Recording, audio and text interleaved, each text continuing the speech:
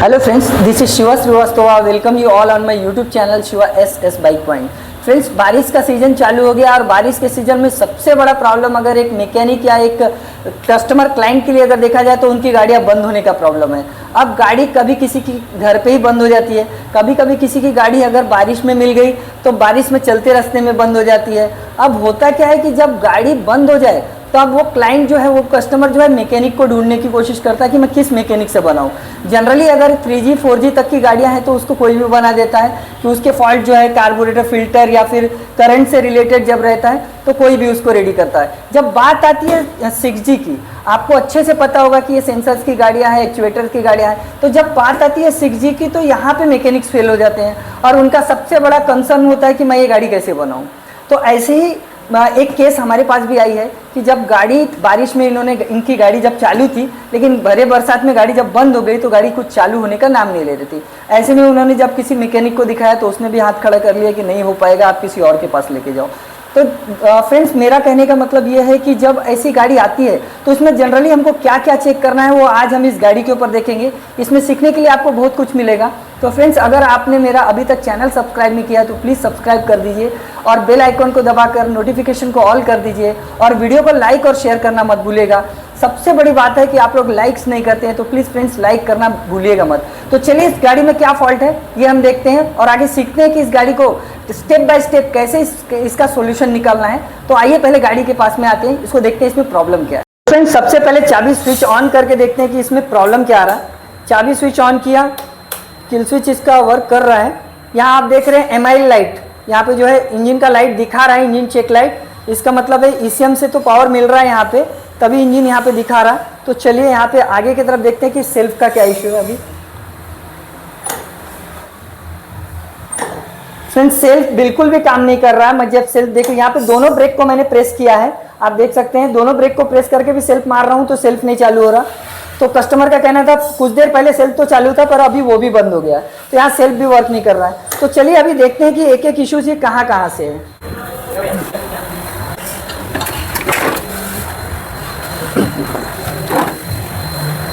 चलिए पहले battery check कर लेते हैं कि बैटरी का वोल्ट कितना है।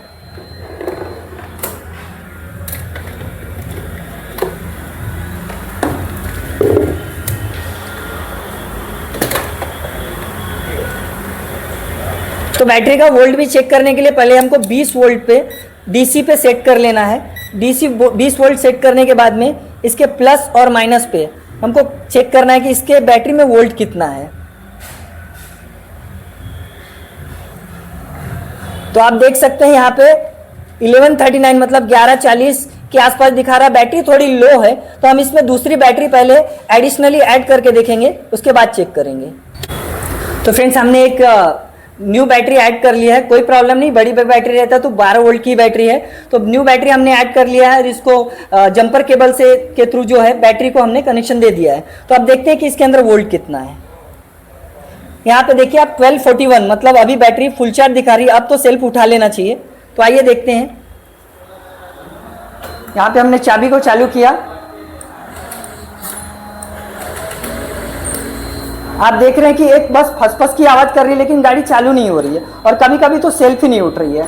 ठीक है, तो आइए फिर इसको चेक करते हैं कि इसके पंप या इसमें क्या इश्यू है। फ्रेंड्स, आप इंजन की कंडीशन देख ही सकते हैं कि बारिश के दिनों में क्या हाल हो रखा है और कस्टमर ने इसको कैसे मेंटेन किया है। तो चलिए अभी हम आगे की तरफ देख रहे हैं। तो जब मैं चाबी यहाँ पे चालू कर रहा हूँ दोस्तों, तो मैं ये फ्रेंड्स महसूस कर पा रहा हूँ कि ये पंप भी चालू नहीं है, इसका जो वाइब्रेशन होता है पंप का वो भी नहीं है। तो यहाँ पंप का वाइब्रेशन नहीं है, करंट नहीं है और सेल्फ भी नहीं उठ रही है। तो अब इसको हम चेक करने के लिए प्रोसीजर में पहले तो हमने देख लिया था, EOT सेंसर देख लिया था। अब देखेंगे कि इसके पंप में जो 3 वोल्ट का करंट आना चाहिए, जो 3 वोल्ट का, वो है कि नहीं। तो चलिए इसको चेक कर लेते हैं। इसको फिर से हमको मल्टीमीटर को 20 वोल्ट पे सेट कर देना है। 20 वोल्ट पे सेट करने के बाद में पहले इसके जो पिन है उसमें लगा देना है और एक अर्थ आप बॉडी से कहीं भी दे सकते हैं या बैटरी में भी अर्थ दे सकते हैं। तो हमने ये अर्थ बॉडी पे दे दिया है और चाबी को बंद चालू करने के बाद आप देखिए यहाँ पे चालू कर रहा हूँ, कोई रिस्पॉन्स नहीं है पंप के पहले फेस वायर में। दूसरे वायर में अभी चेक करेंगे। चाबी बंद किया, फिर चालू किया, फिर से यहाँ कोई रिस्पॉन्स नहीं है।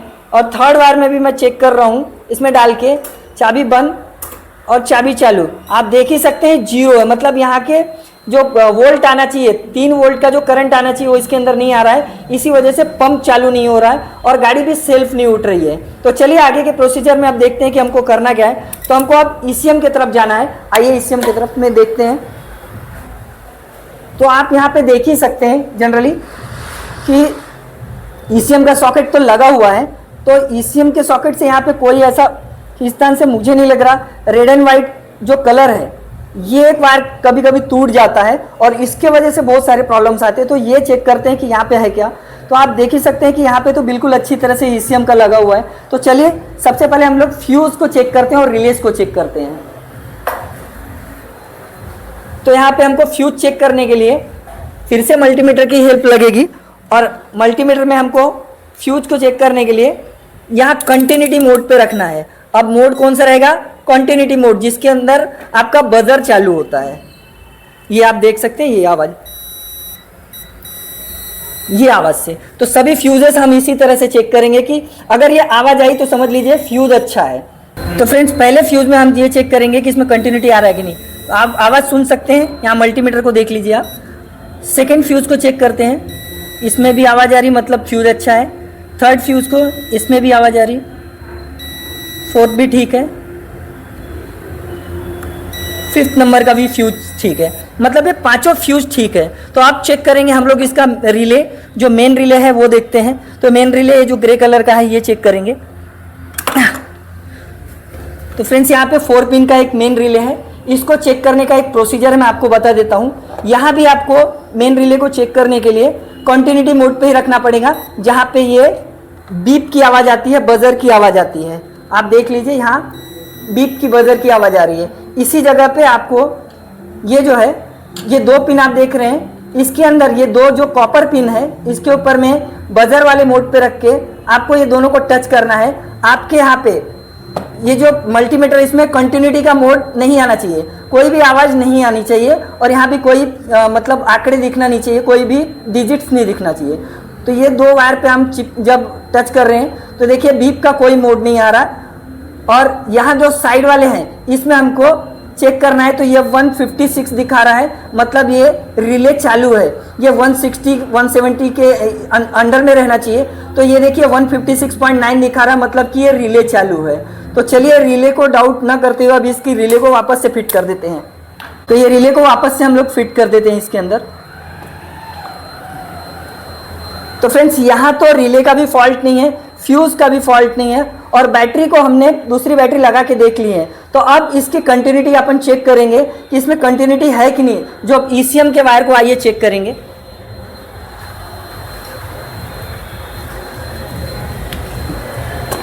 तो फ्रेंड्स यहाँ भी आप देख सकते हैं कि हमको सेम जो अब ECM के अंदर हमको चेक करना है कि इसके अंदर इनपुट वोल्टेज मिल रहा है कि नहीं। तो इनपुट वोल्टेज चेक करने के लिए हमको रेड एंड वाइट कलर का ये जो वायर है इस पे हमको चेक करना है कि इस पे 12 वोल्ट का करंट आ रहा है कि नहीं। तो चलिए इसको खोल के देख लेते। पहले ये खोल लिया है हमने। फ्रेंड्स आपने अभी तक ये देखा कि जो हमारे जो पंप में, फ्यूल पंप में तीनों फेस में करंट नहीं आ रहा है, तो पंप भी नहीं चालू हो रहा है और सेल्फ भी स्टार्ट नहीं हो रही है। तो सबसे पहले हमको जो हमने फ्यूजेस चेक किए, रिलेज चेक किए, वहाँ से नहीं मिल रहा है फॉल्ट। तो अब हमको ये देखना पड़ेगा कि ECM में इनपुट करंट जा रहा है कि नहीं। अगर ECM में इनपुट करंट रेड और वाइट कलर से जा रहा होगा तो समझ लीजिए ECM का पूरा फॉल्ट है, क्योंकि ECM पंप तक करंट नहीं पहुंचा रही। तो सबसे पहले हमको 3rd नंबर का वायर जो है उसमें चेक करना है। रेड एंड वाइट कलर जो है वो रिले से निकला वाला वायर रहता, फ्यूज से निकला वाला। तो ये जो वायर है वो इनपुट करंट ECM में देता है और ECM फिर आउटपुट हर जगह भेजता है। तो ECM के इनपुट करंट चेक करने के लिए रेड एंड वाइट कलर का ये जो वायर है इसको हम चेक करेंगे। 1st, 2nd, 3rd, yellow, black और red and white. 3rd number के वायर में हमने एक पिन को डाल दिया है। फ्रेंड्स मल्टीमीटर को 20 वोल्ट पे रखकर इसके रेड एंड वाइट कलर के वायर में चेक करना है कि इसमें वोल्टेज आ रहा है कि नहीं। तो चलिए यहाँ पे मैंने एक बॉडी से अर्थ दे दिया, यहाँ पे बॉडी पे अर्थ दे देते हैं और साथ में इसके जो रेड एंड वाइट कलर है उसको यहाँ पे अब मैं टच कर रहा हूँ। तो यहाँ पे देखिए कोई रिस्पॉन्स नहीं है, यहाँ भी 0 है। इसका मतलब है कि जो रेड एंड वाइट कलर है उससे मतलब जो वोल्ट आना चाहिए 12 वोल्ट वो इसके अंदर नहीं आ रहा है, जबकि चाबी ऑन की कंडीशन है। ये चाबी ऑन पे भी यहाँ पे जो वोल्ट है वो नहीं दिख रहा है। तो चलिए अब इसके रिले के नीचे चेक करते हैं कि कहीं से वायर डिस्कनेक्ट है कि नहीं है। तो फ्रेंड्स जो कि ये जो रेड पे वाइट पट्टा है ये निकलता है बिल्कुल रिले के पास में। तो फ्यूज़ और रिले के पास में आइए हम लोग इसकी कंटिन्यूटी चेक करते हैं। तो ये कंटिन्यूटी चेक करने के लिए कि वो जो ECM तक जो वायर गया है वो वायर कनेक्ट है कि नहीं, उसके लिए कंटिन्यूटी मोड को चेक करने के लिए इसके जो देख रहे हैं आप कंटिन्यूटी मोड पे लगाएंगे, अगर वो कनेक्ट होगा तो ये आवाज़ आएगी। तो चलिए इस बॉक्स को हमने यहाँ पे खोल लेना है। ये बॉक्स को हम लोग खोल लेते हैं, ये जो कंप्लीट फ्यूज बॉक्स वाला है ये बॉक्स को हमने खोल लिया है। तो चलिए अब इसकी कंटिन्यूटी टेस्ट करते हैं कि रेड एंड वाइट कलर के वायर से उसको कंटिन्यूटी मिल रहा है कि नहीं। तो यहाँ पे रिले जो है ये देता है ECM को करंट, तो यहाँ फ्यूजेस अपने बरोबर हैं। तो आप यहाँ चेक कर लेंगे कि इसके रेड एंड वाइट कलर का वायर कहीं से टूटा तो नहीं है या तो प्रॉब्लम। आप देख रहे हैं यहाँ पे कार्बन काफ़ी है, यहाँ पे अगर आप फोकस कर रहे होंगे तो आप देख रहे हैं यहाँ पे काफ़ी कार्बन जमा होके है। ये पानी के वजह से होता है और इसी के कारण कंटिन्यूटी नहीं मिलती है या कार्बन आ जाता है तो वहाँ तक प्रॉपर वोल्टेज नहीं पहुँच पाता है। तो चलिए पूरे वोल्ट को चेक करने के लिए देख लेते हैं यहाँ से कहाँ अब यहाँ आप देख सकते हैं फ्रेंड्स कि ये जो वायर है ये वायर ही थोड़ा सा खींचने पे ही बाहर आ गया। इसका पोजीशन आप चेक कीजिए, यहाँ पे आप यहाँ पे अगर फोकस कर सके तो ये देखिए, यहाँ पे आप फोकस कर सके तो यहाँ जो वायर है यहाँ पे ये रेड एंड वाइट कलर का वायर लगा रहता है, ये वायर ही निकल गया है। तो ये भी एक कारण होगा कि वहाँ तक हमको वोल्ट नहीं मिल रहा है। तो चलिए ये जगह पे अगर आप देख सकते हैं तो इसमें कितना कार्बन है, पानी की वजह से जो एक्चुअली ये एक तरह का कार्बन जमा हो जाता है और ये जो वायर है ये ऐसे ग्रीन जो कुछ एक लेयर तैयार हो जाता है और वायर टूट जाता है। तो चलिए इसको पहले हम कनेक्ट करते हैं, फिर देखते हैं कि कंटिन्यूटी आया कि नहीं आया।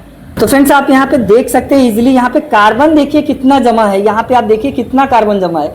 ये पानी की वजह से होता है और कार्बन एक बार अगर जमा हो गया तो इस फ्यूज से जो बॉक्स में से जो वायर्स है ये वायर के टूटने के चांसेस ज़्यादा बढ़ जाते हैं। तो चलिए अभी तो हमने इसका कार्बन जो है निकाल लेना है। एक रस्ट ऑफ या आपको इसकी हेल्प लगेगी, पूरी तरह से इसको क्लीन करना है हमको।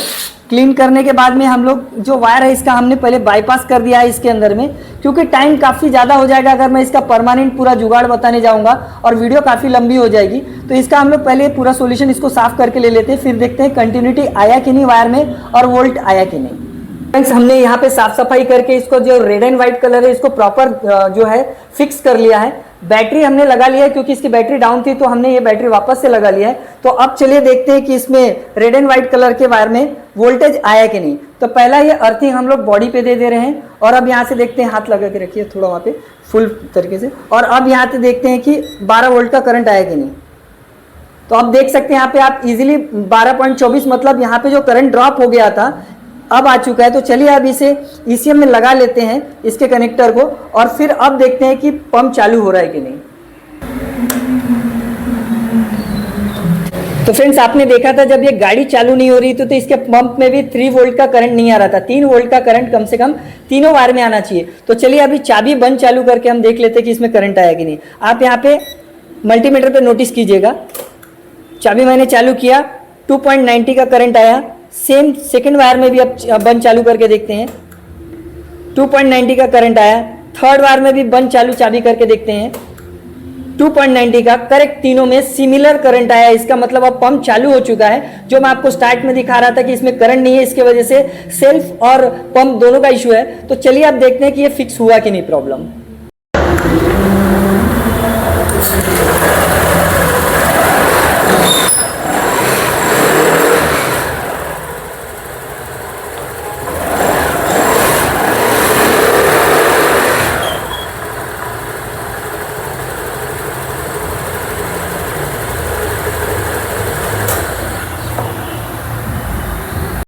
तो फ्रेंड्स आपने देखा कि हमने किस तरह से प्रॉब्लम को सॉल्व किया कि जब ये गाड़ी आई थी तो ना इसका सेल्फ चालू था ना इसका पंप चालू था। सबसे पहले हमने इसका जो है बैटरी चेक लगा के चेक किया कि इसकी बैटरी वोल्ट डाउन थी तो बैटरी दूसरी अटैच करके देखा।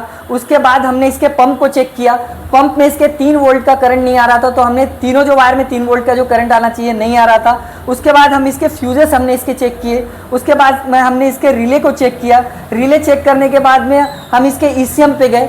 ECM पे हमने देखा कि पूरे वायर कनेक्ट बरोबर हैं उसके बाद में रेड एंड व्हाइट कलर का जो इनपुट वायर जो अंदर जाता है ईसीएम में, उसको हमने चेक किया, वहां 12 वोल्ट का करंट नहीं आ रहा था। उसको चेक करने के लिए हम वापस इसके फ्यूज बॉक्स पे आए। जब इसका फ्यूज बॉक्स की वायर की कंटिन्यूटी हम चेक करने गए तो हमको नीचे रेड एंड व्हाइट कलर का वायर टूट के मिला। तो जैसे हमने उसके रेड एंड व्हाइट ये वायर को हमने कनेक्ट किया, आपने देखा ये गाड़ी इजीली स्टार्ट हो गई। तो फ्रेंड्स, ये कुछ बहुत बड़ा टफ जॉब नहीं है, एक्चुअली इसको सीखने के लिए थोड़ी सी प्रैक्टिस की जरूरत लगती है। जिस तरह से मैंने स्टेप बाय स्टेप इसके प्रॉब्लम को सॉल्व किया, आप भी कर सकते हैं। आप इसको जरूर ट्राई कीजिए। आपके जब भी आपके वर्कशॉप में गाड़ी आएगी, आप बिना घबराए इस गाड़ी का प्रॉब्लम सॉल्व कर सकते हैं। फ्रेंड्स, ऐसी वीडियोस देखने के लिए आप मेरे चैनल को सब्सक्राइब कीजिए, लाइक और शेयर कीजिए, और तब तक आप अपना ख्याल रखिए। Thank you for watching my video. जय हिंद।